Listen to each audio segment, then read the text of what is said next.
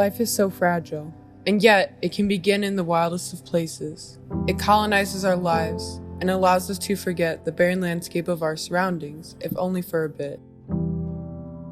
It stands out, proud and mighty, showing us that any small thing carries with it the power to alter an entire picture. The Alocasia is just one example of life, one unique to the Philippines. It is just another life, however, it carries with it the beauty and strength to spark a change.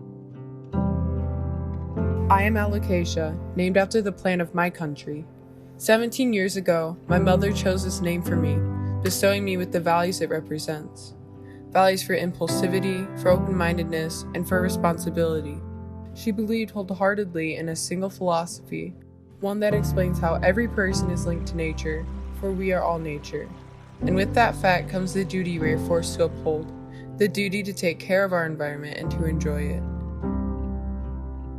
My town, St. Bernard, is one with the countryside. A river rushes alongside it, and children's laughter can be heard for miles as they play along its banks.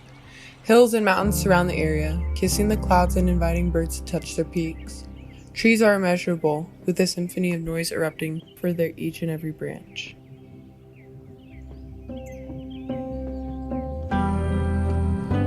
And everyone within it thrives because of nature. However, life isn't what it used to be. As humanity grows, it brings a poison with it, one only we have the cure for. Humans wreak havoc to nature as if it's our worst enemy. As I have grown, I've watched the years slip away and my hometown crumbles along with it.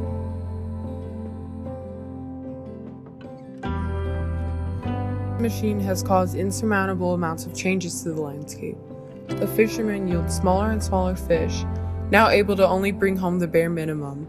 The local farmers suffer yearly as their water sources are scraped clean. My neighbors search constantly for sustainable sources of water, as the bustling population requires an increasingly high amount to survive. And I hear the complaints, the constant complaints, and know something must be changed, that the effects of the machine must be reversed, that the poison of man must be cured. It's easy to be ignorant, to look only towards the positive results and shove off the negatives.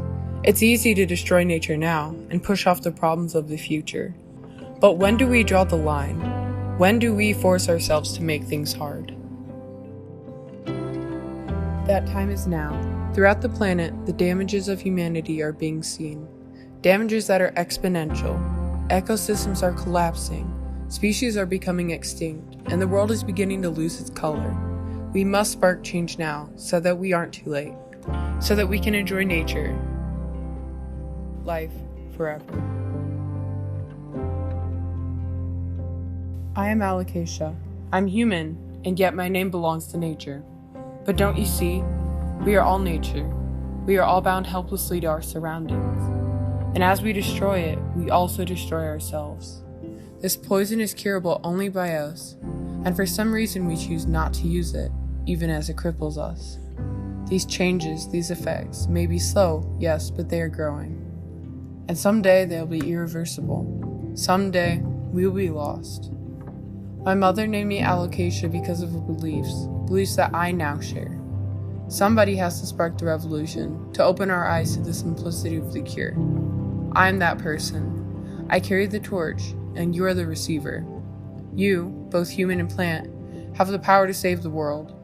The Alocasia is but a single plant, just as you are only one person. But it only takes one.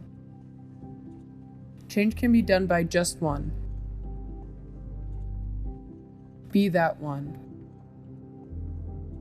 And watch as the world synergizes as we create a landscape resonating with life.